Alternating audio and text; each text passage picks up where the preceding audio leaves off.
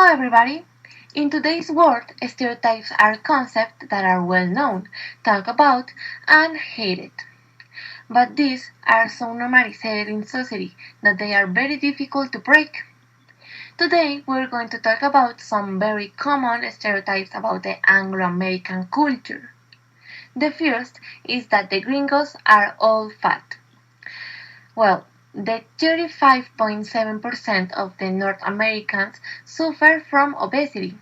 This to their poor diet and that they choose to eat fast or pre-cooked and packaged food, which are rich in fat and carbohydrates. In addition, they prefer to invest their free time in leisure since they see the exercise as a nuisance rather than an entertaining activity. This stereotype become a half-truth because while it is true that the vast majority of the Americans suffer from obesity, not all of the population is obese. So now we're going to listen to our friend Nicholas. So hi Nicholas, tell us some about your interesting stereotype. Thank you very much, Nicole. And since we are talking about the Americans, it's worth wondering where does the word gringo come from? With which Latin America refers to the Americans. It's because during the war between Mexico and the United States, the gringos had different battalions. Among them, the Blue Battalion, the Red Battalion, the Green Battalion, etc. And when the captain of the Green Battalion called his soldiers, they shouted the words green and go.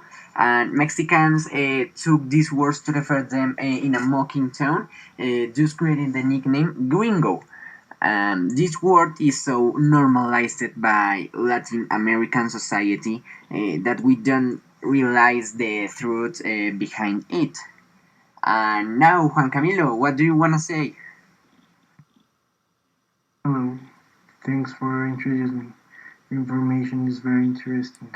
Well, continuing with my topic, I have come to talk about punctuality in British. So already knowing this being late for an appointment in the United Kingdom is considered a real lack of respect. Thus, that the first thing you should do when you arrive in the country is to set the alarm clock 10 minutes before the time you will program it in Colombia to arrive at the institute. It is not true that the English becomes so rounded that they have a monument such as Big Ben, which is a clock and is a badge, but it is to which they must pay tribute and be punctual. And having already talked about the subject, if the English are compared with Latin American punctuality, it will change as far as I know, since we do not have enough respect for punctuality as we should have. So everything is left to the last and always arrive late, or in some case. Now let's listen to my friend.